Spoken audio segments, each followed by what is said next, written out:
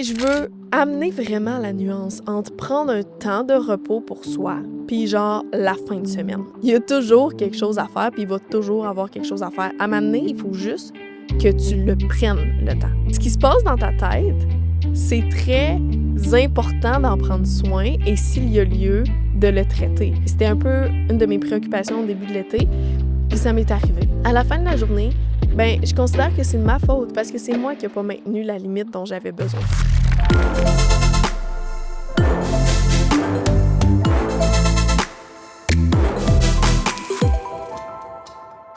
Hello beautiful people! Bienvenue dans le journal de mon psy. Si c'est le premier épisode que tu écoutes et que tu n'as aucune idée de qui je suis Sarah Roussel, je suis podcasteuse. J'anime un podcast qui s'appelle Femmes d'influence où à chaque semaine, je reçois des invités féminines, on parle de différents sujets et obviously, puisque tu es là avec moi, j'ai aussi le podcast qui s'appelle Dans le journal de mon psy où là, c'est un podcast solo. Je te parle de ce qui se passe dans ma vie. Je te partage en très grande vulnérabilité beaucoup de choses qui m'arrivent. Et la semaine dernière, justement, c'est de ça qu'on a parlé. On a parlé de vulnérabilité parce que ça faisait 1 mois que Dans le journal de mon psy avait été lancé et on a parlé de ce qui s'était passé depuis. Et je vous ai beaucoup parlé de la réflexion que les retours que j'ai reçus ont suscité chez moi quant à la vulnérabilité qu'on se permet de vivre en public ou qu'on ne se permet pas de vivre en public. Mais il s'est aussi passé autre chose depuis le lancement. Puis d'un côté, c'est été beaucoup mental, les réflexions sur la vulnérabilité et où je me situais par rapport à ça. Et d'un autre côté, ça a été très, physique, j'ai envie de dire. Et c'est pour ça que j'ai scindé les épisodes en 2. Hem, en fait, il y a pas 50 000 manières de le dire, mon corps m'a complètement lâchée. Lancer dans le journal de mon psy, c'est ça a été beaucoup de stress pour moi. Ça a été une grosse période et j'ai eu des remises en question jusqu'à la toute fin. Et ceux qui me connaissent, ou si tu as écouté le premier épisode de tout dans le journal de mon psy, j'en parle et j'explique que je fais de l'anxiété dans la vie, mais que chez moi, les symptômes se manifestent physiquement. J'ai pas de symptômes d'anxiété dans ma tête. Ça va pas paralyser mon raisonnement. Ça va pas me faire une crise de panique. Ça va pas me faire d'hyperventilation. Mais ça va me provoquer des symptômes psychosomatiques. Donc ça, des symptômes psychosomatiques, c'est des symptômes physiques, mais qui ont une raison psychologique. Ça, j'ai déjà vu ça dans des émissions de télé où ce que, tu sais, mettons des émissions médicales, où ce que les médecins, ils analysent un patient, puis ils se demandent c'est quoi la cause, puis ils cherchent un traitement à lui donner, puis là, ils se rendent compte que dans le fond, tu sais, le patient, il se rend physiquement malade, mais à cause de sa tête, mettons. Puis là, ils sont comme « Ah, c'est des symptômes psychosomatiques. » Comme si c'était « Ah, tu sais, c'est juste ça. » Comme si c'était banal. Puis c'est genre, ils le traitent pas, ou je sais pas trop.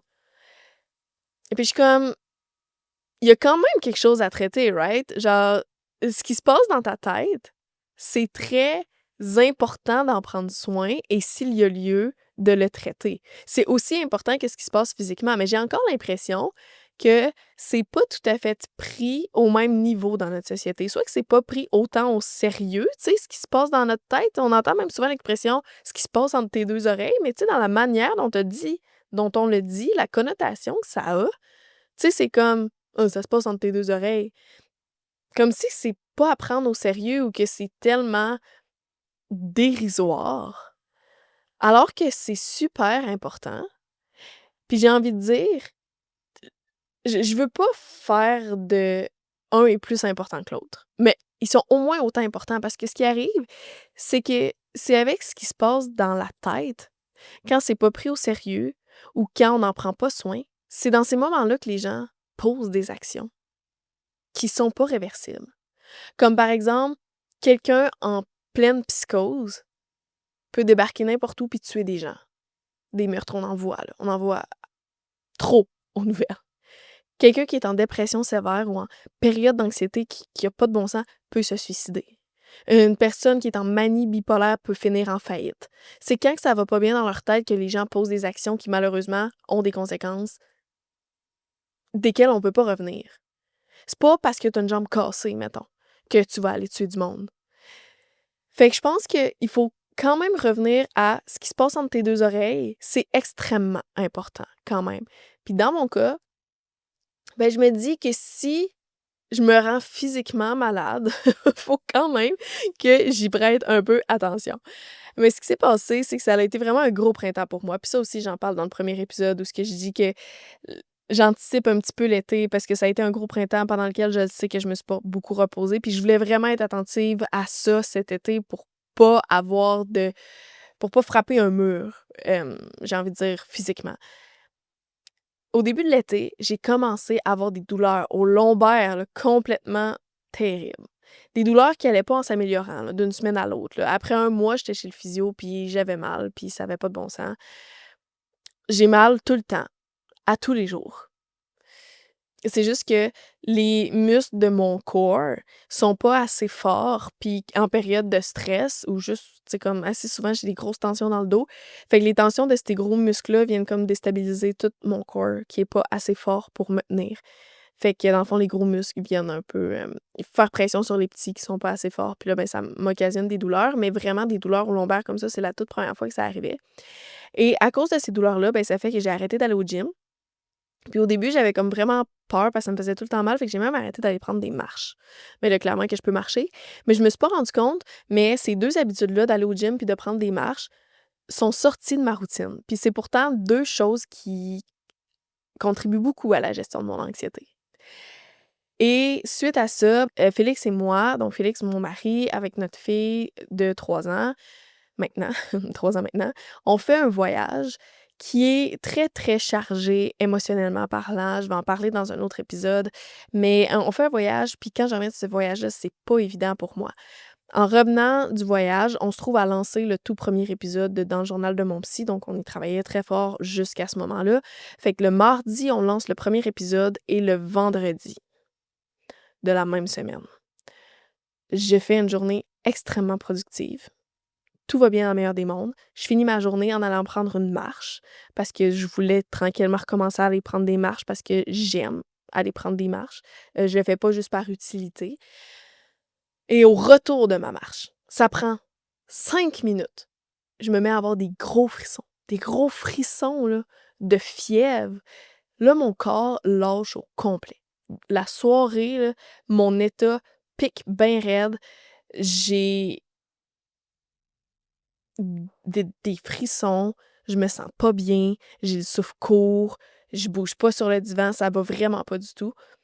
Et cet état-là, d'avoir des gros frissons et de faire de la fièvre, c'est ça qui arrive parce que j'ai fait de la fièvre aussi et j'ai des grosses migraines en plus de ça, à cette période-là, ben, qui sont déclenchées en même temps là, que les frissons.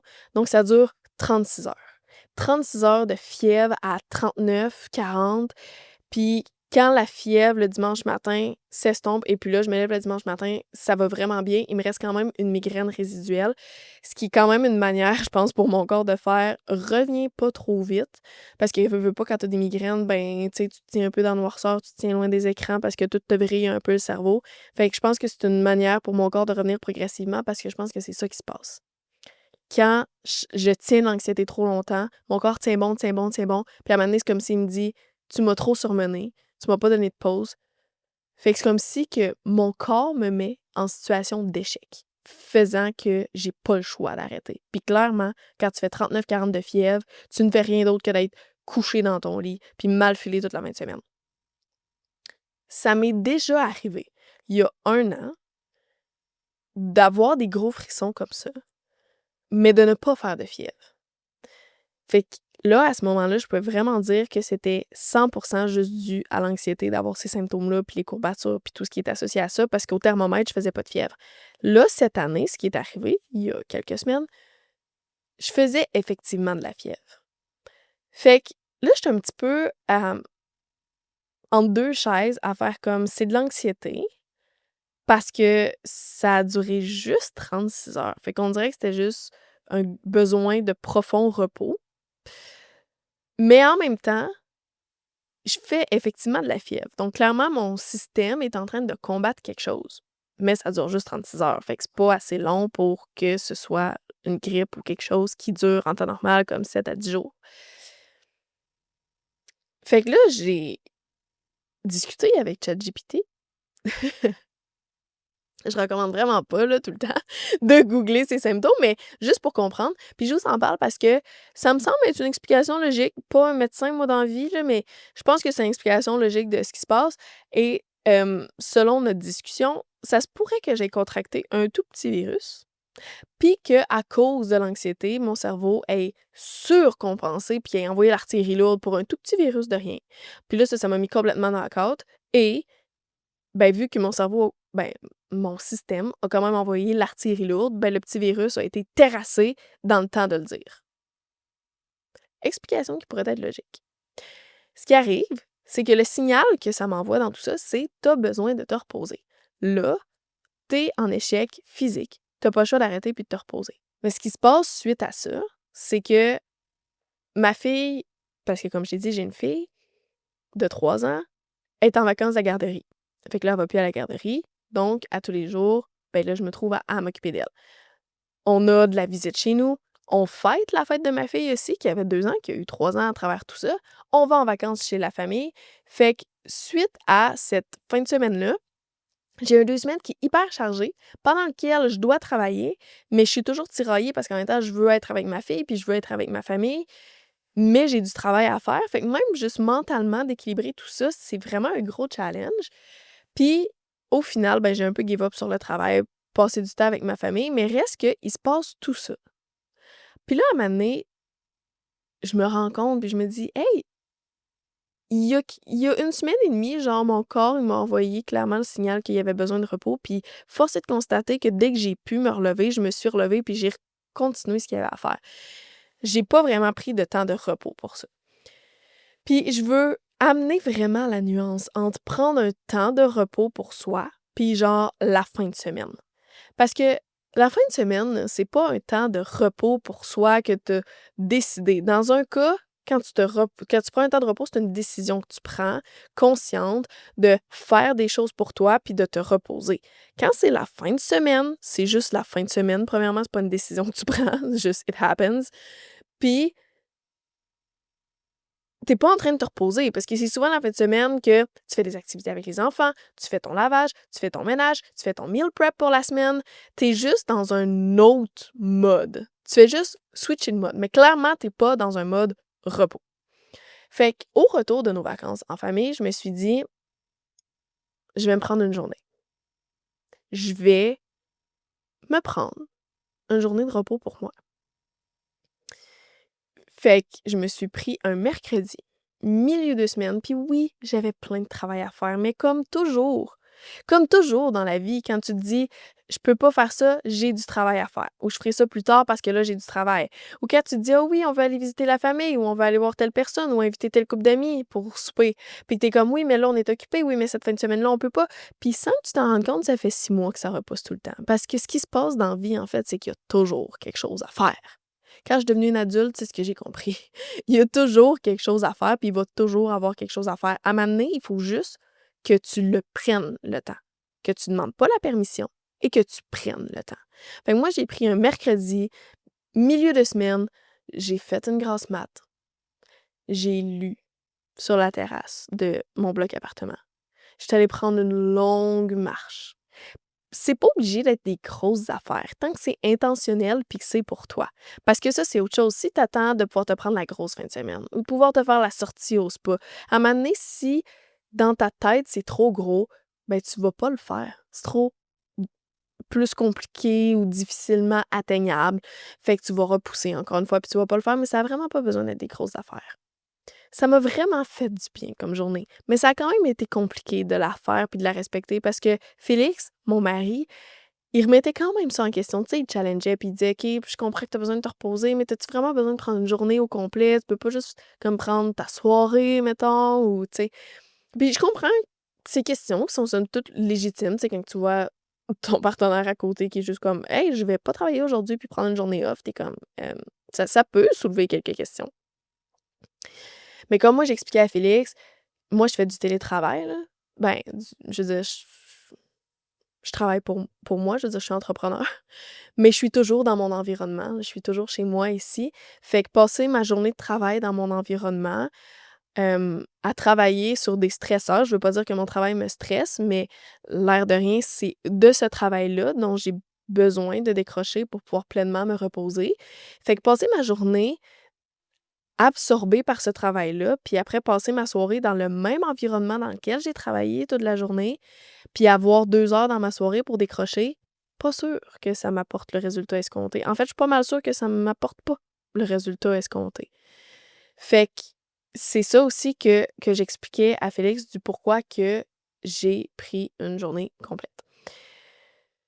Et comme je dis, ça a été extrêmement bénéfique pour moi. Puis ça peut sembler long, j'ai envie de dire. Et c'est pour ça que je comprends aussi le questionnement de Félix. Ça peut sembler long, une journée au complet.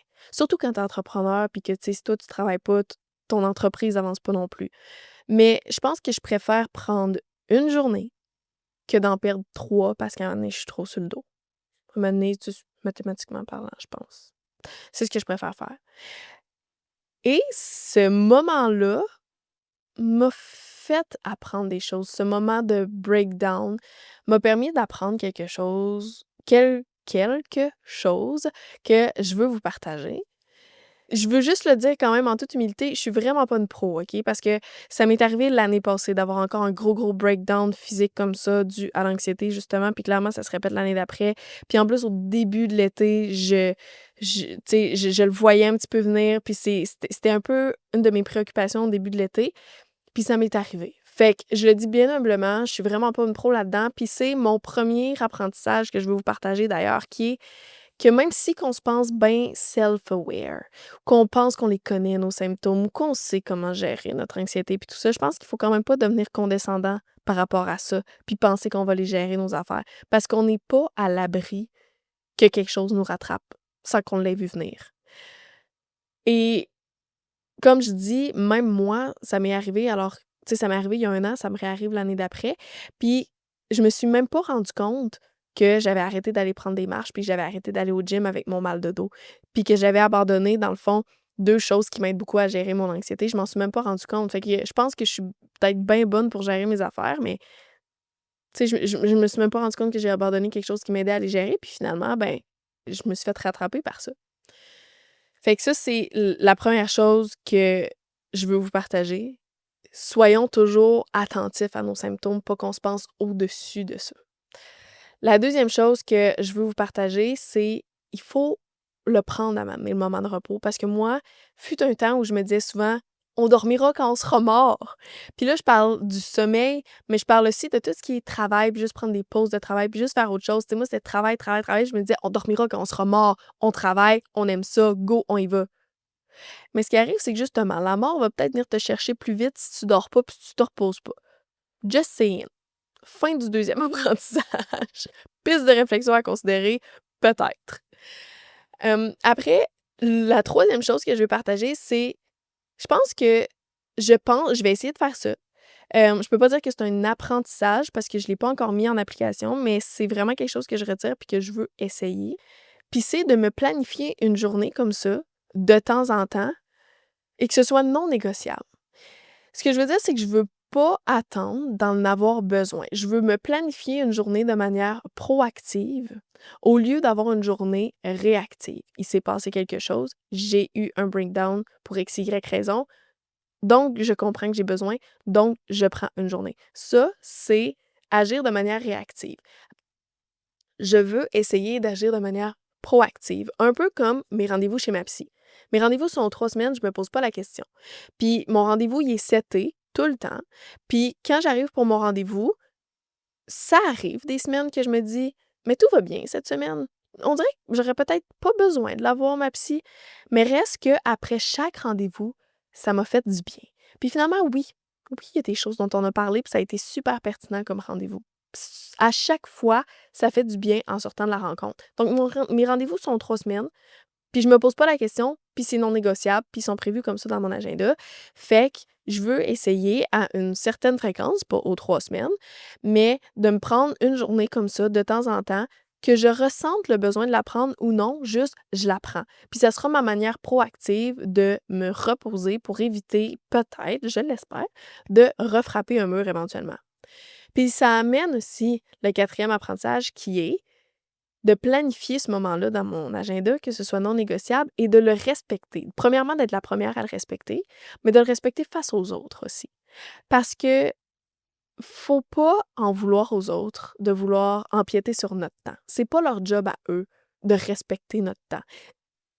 Oui, je veux dire, les gens doivent nous respecter, mais des fois, ils y penseront juste même pas. Ils vont nous demander quelque chose ou ils vont challenger une décision qu'on prend. Puis, tu sais, ils vont juste même pas se rendre compte qu'ils empiètent sur notre temps ou qu'ils respectent pas quelque chose qu'on a demandé parce que c'est pas leur job à eux de respecter notre temps à nous. C'est notre travail à nous de respecter notre temps. Si quelqu'un empiète sur nos limites ou empiète sur notre temps puis qu'on le laisse faire, à la fin de la journée, ben, je considère que c'est de ma faute parce que c'est moi qui n'ai pas maintenu la limite dont j'avais besoin. Et là-dessus, je conclus les apprentissages que je voulais vous partager. Mais je veux aussi vous mentionner que moi, j'ai pris une journée. Mais c'est pas obligé d'être tout le temps une journée en semaine. Ça peut être une journée en fin de semaine. Puis si ça se trouve que tu as des enfants, tu peux certainement t'arranger avec ta partenaire, t'asseoir avec cette personne, lui partager comment tu te sens et ton besoin d'avoir un temps pour toi. Tu peux lui confier les enfants pendant ce temps-là. Tu prends un moment pour toi, puis vous pouvez même vous alterner des journées comme ça dans le mois ou dans le trimestre pour respirer chacun votre bord parce que c'est sûr que vous en avez tous les deux besoin. Si tu es dans une situation monoparentale, tu peux peut-être demander à des gens de ton entourage, puis tu n'es pas obligé de prendre une journée au complet. Tu peux prendre quelques heures. Et sinon, ben oui, tu peux prendre une soirée chez toi où c'est peut-être moins de logistique avec tes enfants parce que c'est sûr que de l'autre côté, si c'est beaucoup de logistique, ça peut t'occasionner une autre anxiété. Puis en fait, l'idée dans tout ça, c'est d'apaiser le tout. Mais juste, sinon, de prendre quelques heures chez toi de manière tellement intentionnelle. De te dire, là, ce soir, tu peux te faire une petite planification, là. Je vais faire ça qui me sort un peu de mon quotidien. Genre, je vais pas faire la vaisselle ce soir, puis passer la balayeuse, puis préparer les lunchs du lendemain. Non, ce soir, je vais me prendre un bon repas take-out que j'aime pour me faire plaisir en écoutant un bon film. Ou ce soir, je vais prendre un bain avec des bougies. Ou ce soir, je vais lire un livre. Je vais fermer mon cellulaire. Ça peut être anxiogène pour d'autres personnes, mais reste avec moi, là. Ce soir, je vais fermer mon cellulaire puis je vais lire ce livre-là qui est dans ma bibliothèque puis que j'attends de commencer depuis des mois. Ou je vais finir ce bon livre-là que j'ai commencé puis que j'ai pas encore terminé. Des petites choses comme ça qui sont différentes du quotidien puis qui sont intentionnelles, ça peut aussi faire une grosse, grosse différence. Fait que je te laisse sur ces pistes de réflexion-là. Dis-moi comment ça résonne pour toi. Dis-le moi en commentaire. Est-ce que c'est des choses que tu as déjà essayées? Dis-moi c'est quoi tes trucs à toi pour décrocher, pour te prendre une pause. Parce que j'avoue que même moi, des fois, je manque clairement d'inspiration pour ce que je pourrais faire pour moi. Fait que je dois vraiment pas être la seule. Fait que moi, je viens de partager quelques trucs là que j'ai fini par découvrir au fil du temps. Mais si t'en as d'autres, partage-les. Partage-les pour les autres. Écris-les en commentaire, les autres qui ont peut-être besoin aussi d'inspiration. Tu peux partager ce que ça te fait aussi de prendre des pauses ou ce que ça te fait de pas en prendre, en fait. N'importe quoi qui s'est éveillé dans ton esprit pendant l'épisode, que tu as fait « oui, ça c'est bon » ou « non, moi ça, je suis pas d'accord », tous les commentaires. Mets-les sous l'épisode. Ça va tellement me faire plaisir de te lire, puis de te répondre, puis d'interagir avec toi. Fait que je te laisse là-dessus, sur ces quelques réflexions-là. Puis je te dis à dans 2 semaines. Merci d'avoir écouté ce qui se passe dans le journal de mon psy. Si l'épisode te fait réfléchir ou juste te fait du bien, laisse un petit like.